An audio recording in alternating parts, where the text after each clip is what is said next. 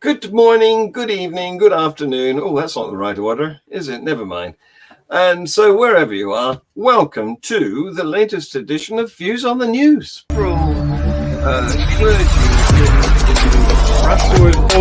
was the Pope appealing for peace, or was he praying for peace? And the same applies to the carrying and drag. Yeah, that's a good question. So, what do you have to say about that, guys?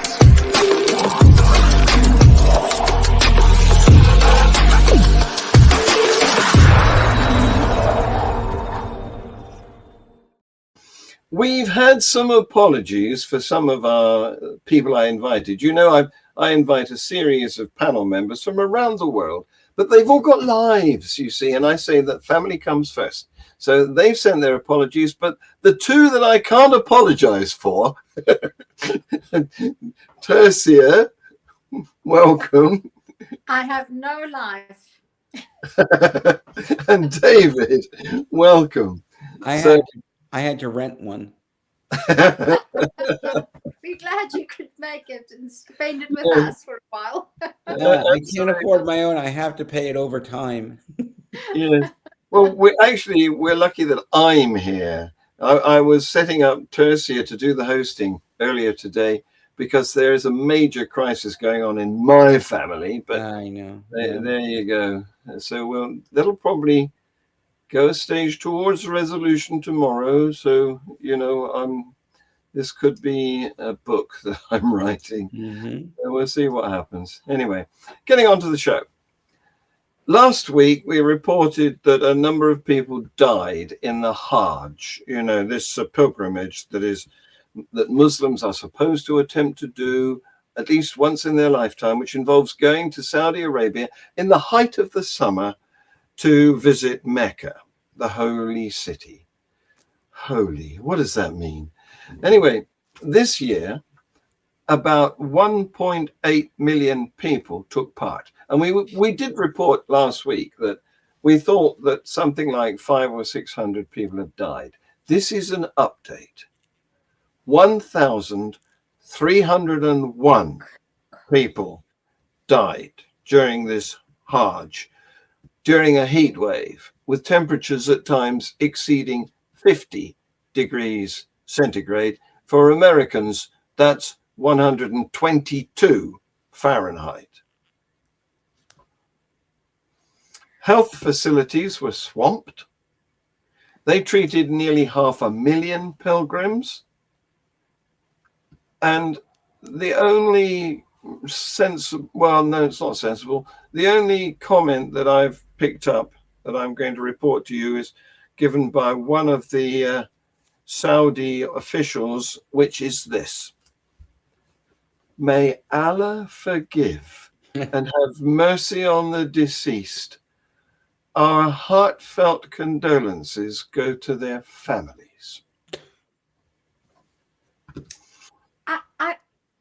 I'm sort of, I don't know, am I allowed to say what I really think?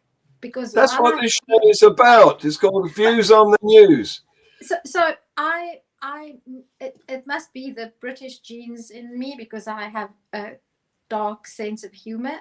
And while I sympathize deeply with the relatives of the deceased, I can't help but wonder if there still has to be prayers for their souls. Did they go from the frying pan into the fire? Oh, yeah. That's a really hot joke, isn't it? Yeah. David, do you want to respond? I guess, you know, even though now they know what bacon feels like. I mean, if we're making jokes, even though you can't eat bacon. Well, no, it just goes to prove that, you know,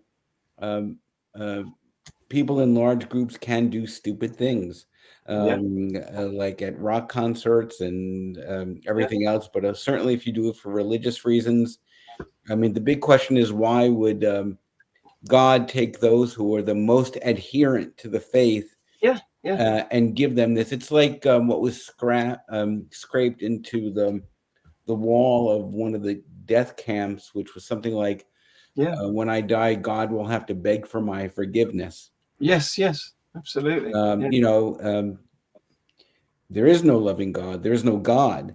So doing any of this is not only a complete waste of time, but it can lead to self mutilation and death.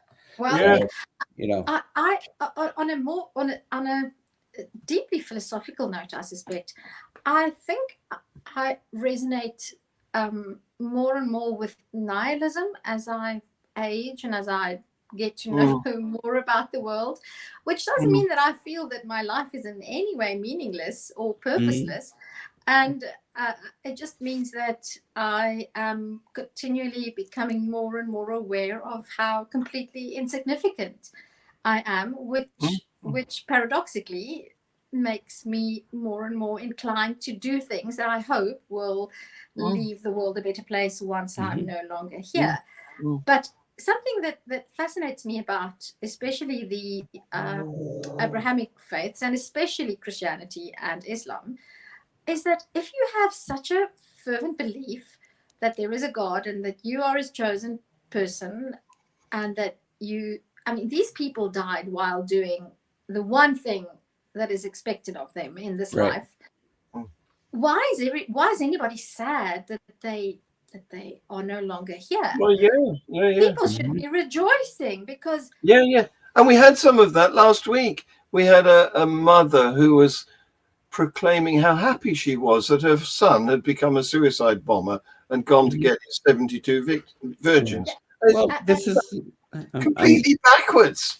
It's like Mother Teresa, right? You know, everybody should suffer because that brings you closer to God. It's such a corruption of, as Tersia, you say, the limited time that we have here. That we're born into sin, that we must suffer in order to realize any type of happiness in the future. It's just so disgustingly vapid. Yeah, absolutely. Yeah. Sorry, Tersia, I cut across you a bit there, but no. you inspired me. So let's go to Palestinian TV, a favorite venue for, religious harm. Okay. So there was a very popular Muslim preacher on this Palestinian TV. And I want to play you his little sermon. Take a look at this. It's only 35 seconds. ودائما يتآمرون على البشرية ليس على المسلمين فقط وإنما على البشرية جمعاء تمر فيهم هذه الجينات الخبيثة وهذه الصفات اللعينة المستقذرة من جيل إلى جيل ويتوارثونها كابرا عن كابر لا يمكنه للبشرية أبدا أن تتعايش معه احصهم عددا واقتلهم بددا ولا تغادر منهم أحدا. What do you think of that? No, it's disgusting. I missed. Who was he speaking about? Jews. I thought so. I thought so. I was just kind of wanting to confirm that. And so this is the religion of peace, huh? Yeah. And to be fair, there are people of all sects who feel this way. There are people who will hate just because it increases their power or gives them something to focus on. And so it's not just Muslims against Jews. It's people who don't understand how we're all connected and that we're one human family. And so, I'm repudiated by this just as equally as I'm repudiated against racism in all its forms and ethnocide in all its forms. But this is a special kind of hate, right? This is religious hate. And this is, and you can find this in every, not only in the philosophy, but in the writings of all of the Abrahamic faiths, which keep people apart rather than together. Yeah. Well, what struck me in particular about that video clip, John, is the captive audience. Yeah. And I sincerely hope that they were not listening, that they were sort of just that they experienced the voice as sort of a drone in the background, and they were hopefully dreaming about ice cream or peanut butter or Right. I don't know what. Yeah. But Right. because if they were seriously listening, and if all of those men seriously believe that, then yes, well, I would have really hoped that in my lifetime we would not have to go through something like that, because what I see and hear in my mind's eye when I hear that, I hear Adolf Hitler. I hear the voice of Adolf Hitler shouting and screaming like a lunatic in 1938 and 39. Yeah. And I really would have hoped that for whatever reason we would have gone beyond that by now. So it seems not. No, What a glorious creation we are as humans, eh? Mm-hmm. It goes on to. I'm sorry for interrupting. There's this concept called the Great Filter, which really it discusses whether or not humans can become spacefaring creatures, and whether or not other species of aliens might be able to do that. And the question is, well, why have the Fermi paradox? Why haven't we found anybody yet?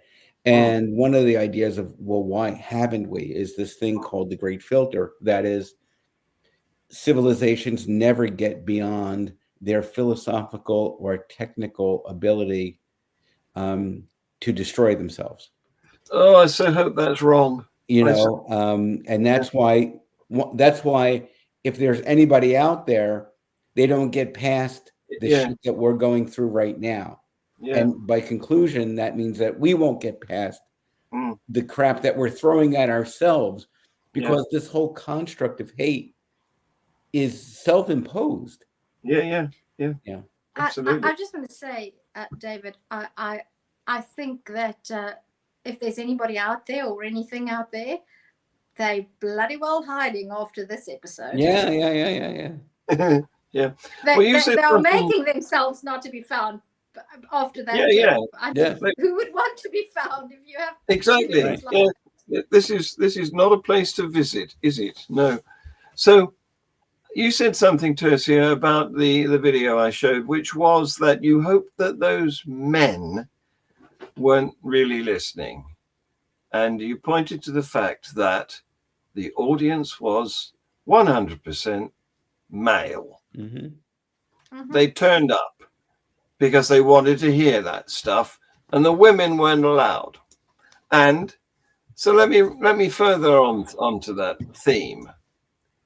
The Taliban, they're demanding that no Afghan women should be allowed to participate in the UN meeting in Doha starting today, which is set up to discuss the international community's approach to Afghanistan.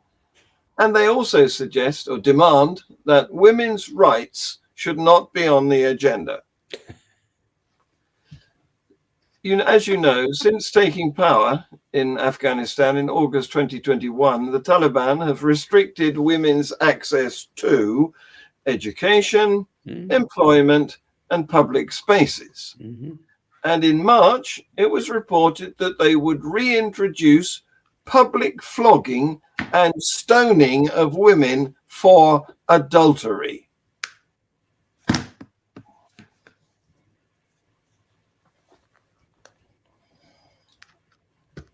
Wow.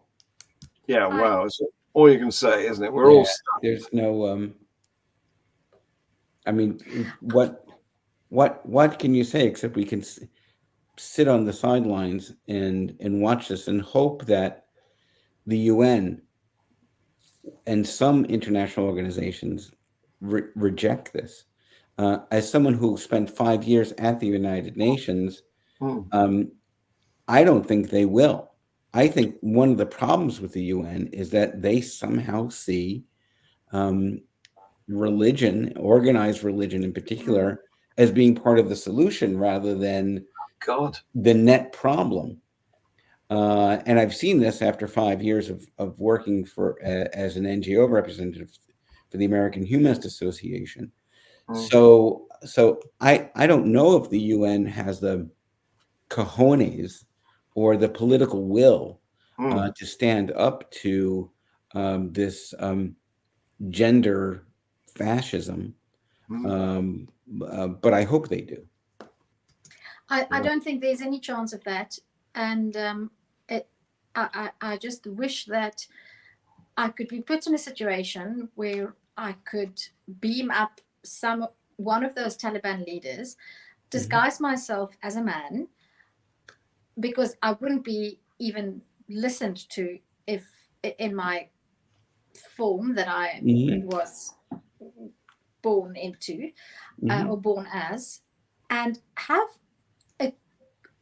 I want to ask one of those leaders, do you realize that it is a woman who gives birth to your precious sons that you regard as so special and above the other sex? Are all boys that come into the world through a woman's vagina, or if not soiled for life? Are they not soiled for life? So talking about that, this is so frightening. I read a book about what happened under the Taliban in the previous reign of the Taliban, and women were not allowed to have cesarean sections. It's not that they were not allowed, but there just was no medical care was such that women had to giving birth. Yes, and as somebody who gave birth 3 times via cesarean section, when I read that, the visceral repulsion and shock that I feel is just. I wonder if anybody at the United Nations would ask one of those men. So if a baby passes through a woman's vagina and it's a boy, are they soiled for life? Because I mean, yeah, no, please, I think I'll just. Yeah, just drink heavily. Oh dear, yeah. Well, there's a saying that I've I those who know me will know that I do sewing and embroidery. I move between crochet, and I just want to show that this shirt, all the embroidery on this men's denim shirt was hand done by me. So it's lovely. Yeah, but I embroidered. There's a quote from the film Forrest Gump, where the female lead character was abused by her stepfather, I'm not sure, and it's a very touching scene that where she visits this old house that she grew up in, and she throws rocks at the windows, and then at one stage Forrest Gump says, "Sometimes there just ain't enough rocks." Now, in the context of what the Taliban is doing to women, that is a very absolutely no pun intended. But sometimes I just feel there just ain't enough rocks to vent the frustration that I feel at things like this. So, yeah. Well, especially when the mountain still seems to be growing. And it's not just the Taliban, right? You look at the United States and the regressive nature of what the Supreme Court has done. When you look at states like Oklahoma, which now in public education, public school, you have to teach elements of the Bible. Yeah. We're And coming to that. this is all, as the number of nuns grow and the number of non-believers grow, you have this huge pushback coming from the evangelical sector, those on the right, in every faith tradition, in every political situation. And regrettably, I think the voice of the more liberal, more moderate Christians, that voice is being drowned out. Yes.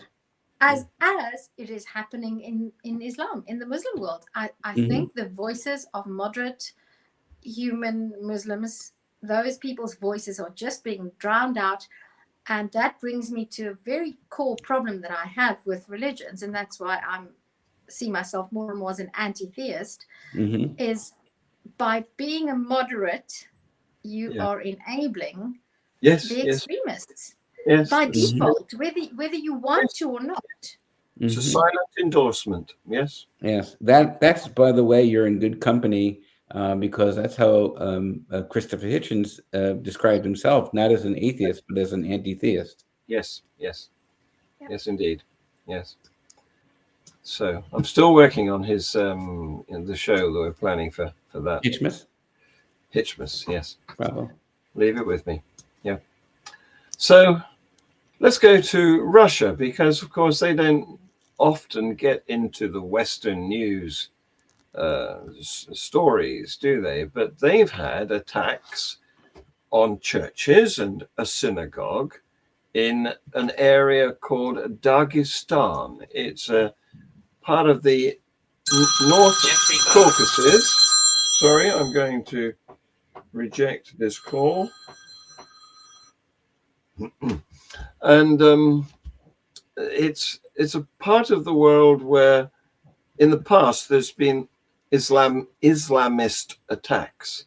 And on this occasion, the attacks consisted of gunmen with automatic weapons who opened fire on an Orthodox church and a synagogue in Derbent, which is a city where there's an ancient Jewish community in this area of Dagestan, which neighbors Chechnya, which of course is strongly Muslim. And in another city, Makachkala, two other gunmen ran into the Orthodox church, tried to burn its main icon, and then opened fire.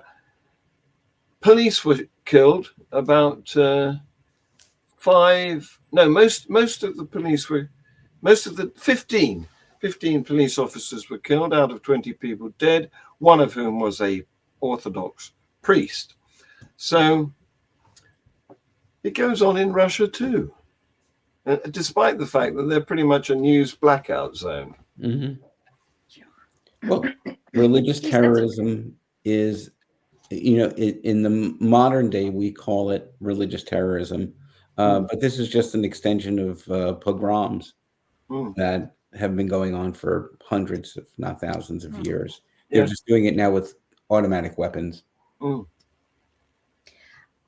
Do you think it's easier to hate and commit terroristic attacks than to be nice?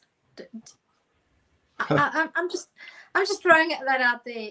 I think it is when you're in a culture or when there's the expectation for you to hate, just like we saw in that other clip. And again, it doesn't have to be any particular religious ideology. If the people who you grow up with, if the religious leaders who around you are saying that you're under threat, and it's those people over there, whoever those people are the bad ones, and it's okay to dehumanize them, then it's easy to do that.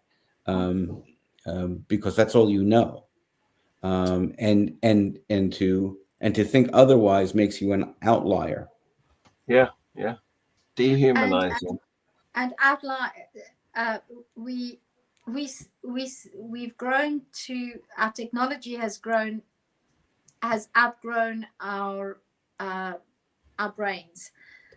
Our wisdom. Well, the capacity of our brains to think about what we're actually doing. Right. So we have these primitive brains that still function and operate at the level of basically the primates that we are, except that we can speak. Chimpanzees, exactly. Exactly, but we have advanced weaponry that can do mass. Well, in fact, we have weapons that can destroy the entire world as we know it, Right. with one button. Mm-hmm. Yep.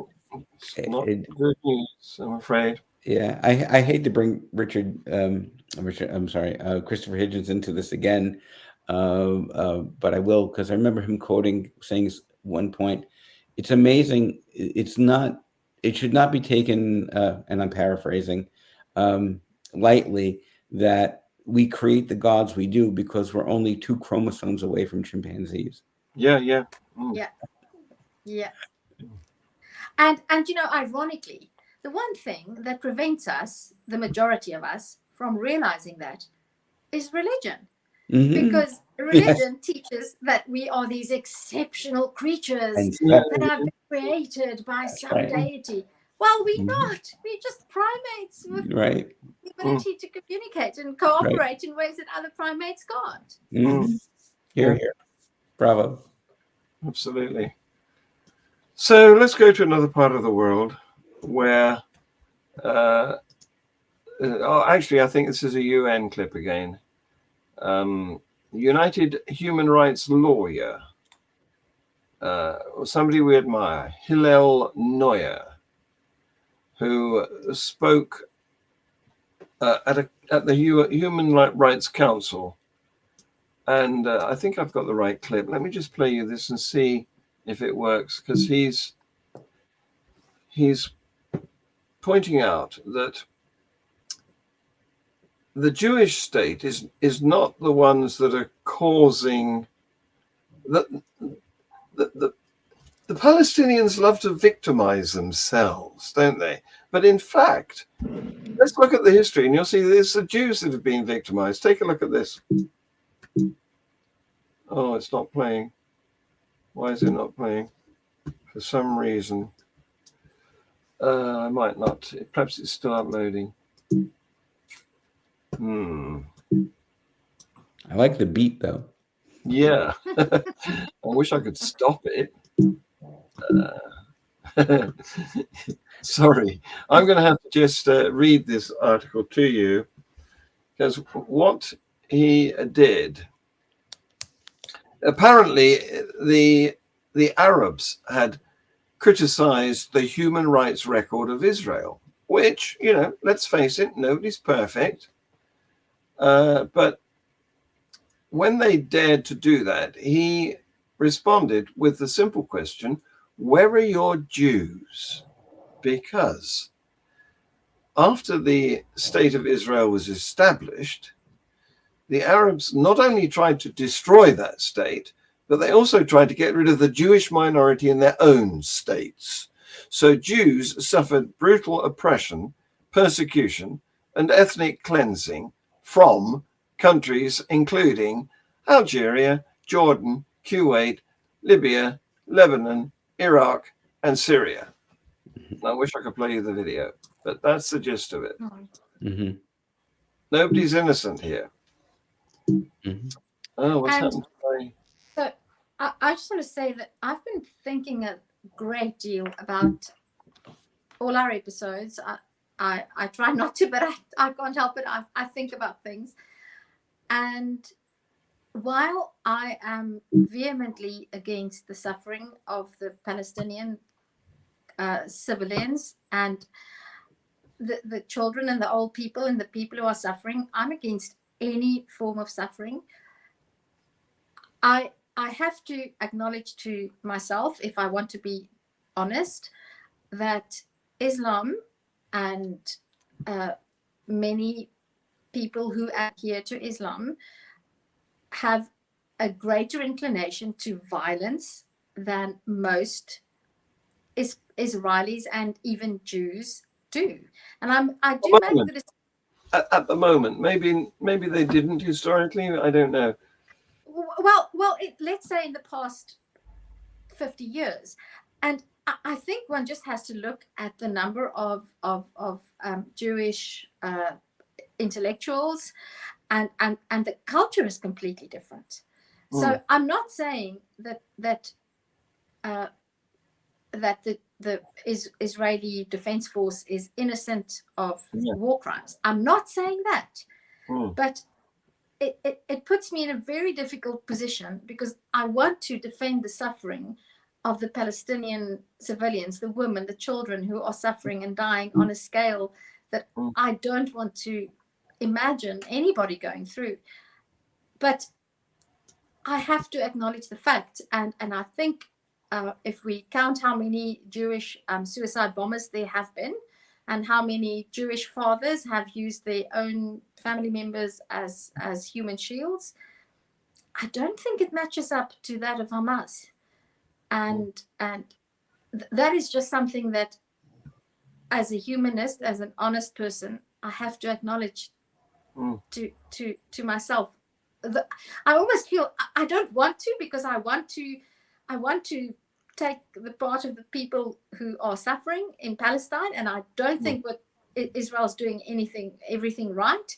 I think there's many atrocities taking place, but I have to face the facts, and even if it's really not pleasant. Absolutely. I do have some good news for you. Oh, God. Thank goodness. Yeah. I'll drink I was that. going out my window in a second, so I'm glad. Yeah. So let's go Fortunately, straight. I'm on the first floor, so it's okay. Yeah, that's the ground Don't. floor, of course. Yeah, Yeah. You're just, I'm on the ground floor, so even if I go out the Oh, window, damn. Yeah. It's not worth it. Don't do it anyway. We want you in the show. So here's the good news. The Church of Scotland is selling 100 historic buildings to free up funds after a drastic decline in the number of worshippers and ministers. Wow. Some churches, plots of land, and former council houses dating back to the 1700s. You know, eat your heart out, Americans. Yeah. Well, the Catholic Church has been doing that for quite some time, by the way. Yeah, They've been that's consolidating parishes and closing churches in the U.S. and around the globe. Yeah. Yeah, I just thought we should commemorate it, because the Church of Scotland has lost 1 million members since 2001. Wow. And 40% of its ministers, and the majority of Scots today, say they have no religion. Wow. Well done. I just Thank want to you, say, Scotland. we have to sympathize, because I presume most of those lost members are people who hopefully lived full and wonderful lives before they passed away. I suppose most of them are not people who said, no, I'm fed up with the church and I'm not going anymore. Right. And I'm interested about those Scottish ministers, the Church of Scotland ministers, though. Is it because they got old and they retired and they haven't been, there hasn't been a refilling, or have they been resigning or moving? I'd be quite interested to dig into that. It's all of the above. All of the above. Probably, yeah. Just I don't have a breakdown. Going into ministry. That's not maybe the case for some evangelical religions, but certainly for Roman Catholicism and its offshoots. Yes. Yeah. So I was going to play you a clip of Jerry Seinfeld, who is currently touring Australia, and he had a heckler who was a Palestinian supporter. And it's very funny because he had the microphone and he handled him brilliantly. But since my software is only going blomp at the moment, I probably can't play that. Let me try again. No, it's frozen, I'm afraid. So I'm just going to have to see if I can call this show to an end. It might not even let me play the outro because it's just frozen. Yeah. Oh wow. We're stuck. We're here forever. We can't get out. Let me out. Well, we should do a fundraiser, John. Right. we can just say, bail us out. Send Yeah. Well, I'm going to try ending the recording, but I can't play the outro. It's just going bonk. Okay. So thank you very much. You've been Thank wonderful. you. It was wonderful seeing everybody. Thank you, Nice to see you, Tersia. David. Bye-bye. Bye. Bye. Bye Bye, bye. John. I'll try and stop it now. No, it's not going to do that. All right. We'll I'll Okay, so hit goodbye. we'll just Okay, I'm leave. gonna do a force quit to see what happens. It's in Firefox. I'm gonna have to force quit Firefox. Okay, Are we going to be here for an eternity? Yeah, at the moment you are. Everything on your stove is going to burn, Tersia. I know, I've got that. It's in the air fryer, so. Okay. This is my next to last attempt. Otherwise, if this doesn't work, it's a hard shutdown. All right. So let's try this. Bye-bye. Bye. Bye-bye.